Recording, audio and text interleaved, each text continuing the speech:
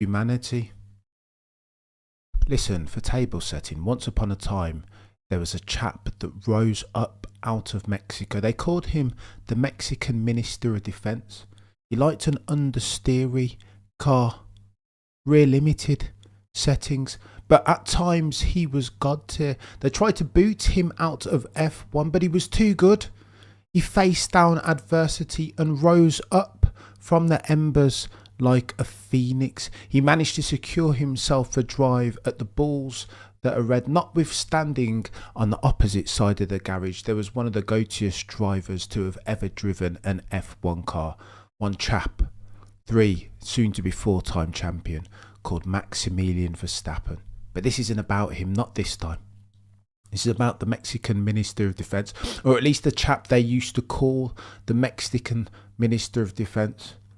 Because no longer, of late, is he worthy of that moniker. He's fallen upon hard times, has he not? He's struggled. For the avoidance of doubt, let me tell you just how much he's been struggling this season. The man formerly known as the Mexican Minister of Defense. It gets techie here. Look. He scored 11 points from his last 4 races, 15 from his last 5. He's 137 points shy of his teammate who's been driving the same car, the same Adrian Newey designed RB20. What are we doing? Logan Sargent in the Williams has out-qualified Checo a grand total of 6 times, 3 of which have happened this season. Logan Sargent drives a Williams. What are we doing here? Nico Hülkenberg in the last 2 races has scored more points than Checo Perez has in the last 6. For the avoidance of doubt, that chap is no longer worthy of the moniker Mexican Minister of Defense. How could he? As near as makes no difference. Each and every single time, he doesn't even get out of Q1. What are we doing here? And again, the upshot out of that story is that Red Bull are looking for another driver, aren't they? Because performance metrics matter, do they not? And he has performance clauses in his contracts, 2 of them that we know about. First, he can't be more than 100 points away from Maximilian Verstappen at critical points in the championship, being the summer break and at the end of the season. The summer break is in 2 races. As at now, he's 137 points adrift of Maximilian Verstappen. 137. Do we think that that's acceptable? I do not. Christian Horner concurs, hence why there is conversations about what happens next. We know that the Mexican Ministry of Defense, or at least the man formerly known as, brings in a ton of money, anywhere up to $30 million a year, courtesy of sponsor Carlos Slim. We know that he sells a shitload of drinks in Latin America, and that's all cool. But what you can't afford to do if you are an F1 driver is bring shame on the family name. And what has Checo Perez, formerly known as the Mexican Minister of Defense, been doing this year, if not that? And again, I only say that to say this. Rumour of Checo Perez being replaced as soon as the summer break has been rife. And there are 2 names thrown into the hat. One, Daniel Ricciardo. The other, Liam Lawson. Now, Daniel Rick is a long shot. We know he has form. He has been in that car previously. He made the decision to leave. He chose money over performance. And many say, some say, F1 aficionados, that that's reason enough to give it to somebody new. Somebody young and fresh, a brand new name who hasn't had the opportunity before. And that dude is Liam Lawson, a fresh-faced one. He did well in F2 previously. He's driven in Super Formula. He has the face. He looks like a champion. He got the opportunity last year when Danny Rick hurt his hand, and he was brilliant. It was one of those stories like an Ollie Behrman. How is this dude so quick so quickly? He only had a few races, 5 if I remember, and he scored points in 1. What are we doing here? Surely then Liam Lawson is the guy. Why don't we, says Christian Horner, give that fella a test? Just like we did Daniel Ricciardo last year at Silverstone, the home of F1, the place where F1 had its first ever race back in 1950. If there is a proving ground for good F1 drivers, therefore it is Silverstone, is it not? Daniel Ricciardo last year seized the opportunity, carpe diem settings. He had one shot and he didn't miss it. He impressed. He was as near as makes no difference, as quick as Maximilian Verstappen was on pole that year. What are we doing? Give Danny Rick that seat. The hope was that Liam Lawson would put in a similar performance this year. And again, that test happened yesterday. Helmut Marko, if you hear him and listen to his tone, had high hopes. He spoke about not wanting to promote Danny Rick. Again, Red Bull is a team that promotes young talent, junior members, hot prospects even. And so surely Liam Lawson was the guy. He was the one. Give him that opportunity and he will grab it. That was the thought. That was the thinking, not least by one Dr. Helmut Marko, consultant of Red Bull GmbH, manager of the Red Bull Junior program. That was the hope. However, Liam Lawson didn't make it. He did not seize his opportunity. And again, the tone has shifted. There is not official wording, but there's a couple of reports that have leaked out since that indicate that Liam Lawson underwhelmed, sadly, for everyone concerned. Here's what Thomas Mayer had to say, and here's where it gets techie. My understanding is that Lawson's filming daytimes slightly underwhelmed Red Bull. His quickest benchmark time being 2/10 of the time earmarked by Verstappen's benchmark from the weekend. 2/10. His chances of securing a seat with either Red Bull may thus come down to how Perez fares in the last two races before the summer break. Liam, you've had it in your hands, chap.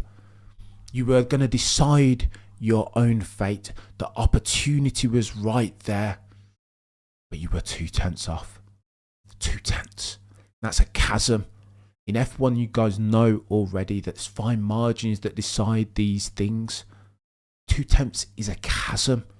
And again, listen, I want to be nice to Liam Lawson in this. He's a young driver, a brilliant young driver. He's done everything up until this point that he can do within his power to secure himself a seat. Can we cry in here? So upset am I that Liam Lawson sadly hasn't met the mark. 2/10. 2/10 have decided one's future in Formula One or outside of. And that might be the circumstance again on this occasion. It makes me sad. But listen, F1 isn't for everyone, right? Not everybody can be a Maximilian Verstappen or a Sir Lewis, Carl Davidson, Hamilton. Some of them sadly just don't have it. There are always going to be more Nick De Vries and Checo Perez's than there are those guys. And for the avoidance of doubt, you remember that Helmut Marko's tone was all about promoting Liam Lawson. He was the favourite. Red Bull promotes hot prospects and junior talent. Listen to what Helmut Marko's saying now. His tone substantially different. Helmut Marko said, first of all, I'm not looking for a new Max Verstappen because Max Verstappen is unique. No kidding, Sherlock. It will be difficult for anyone to be his teammate. We have a situation where our second driver unfortunately isn't performing as he should be, so we will have an evaluation in summer break as to what we are going to do. Now, no longer is Helmut Marko talking about Lawson being promoted. The tone is all about Lindblad.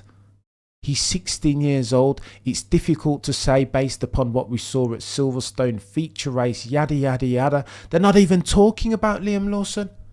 The only mention of Liam is this. And again, why would the tone have changed if not for him being 2/10 off the pace at Silverstone yesterday, Thursday this week? Here's what Helmut says. Maybe Lawson or Lindblad will be ready in 2 or 3 years' time for Red Bull Racing. I'm not sure if Max will even be here then. What are we doing? 2 or 3 years?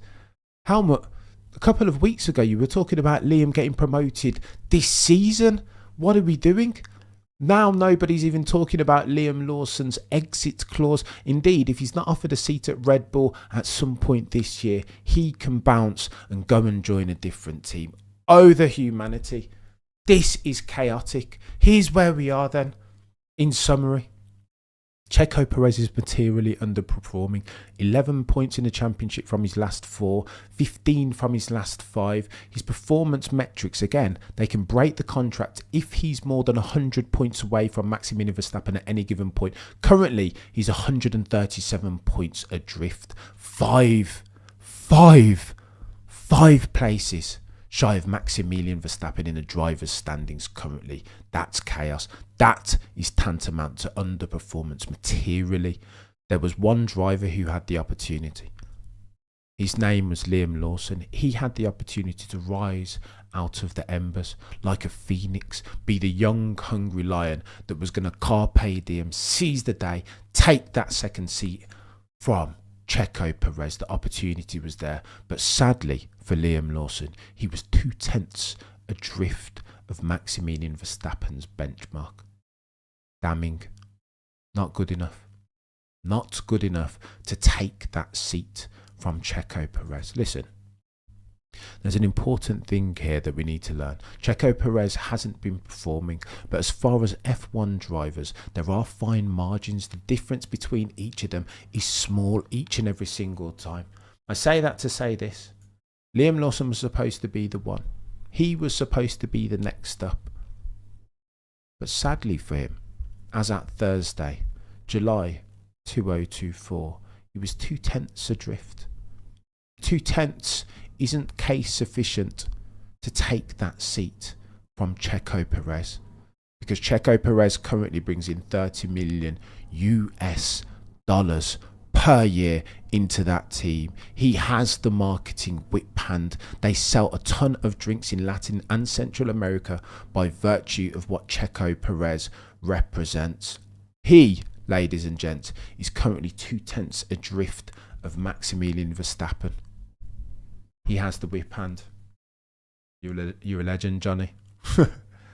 Techie. And they say money shouldn't matter in F1. Well, if you're 0.2 adrift and Checo Perez is 0.2 adrift, then of course it's going to matter. What are we doing here?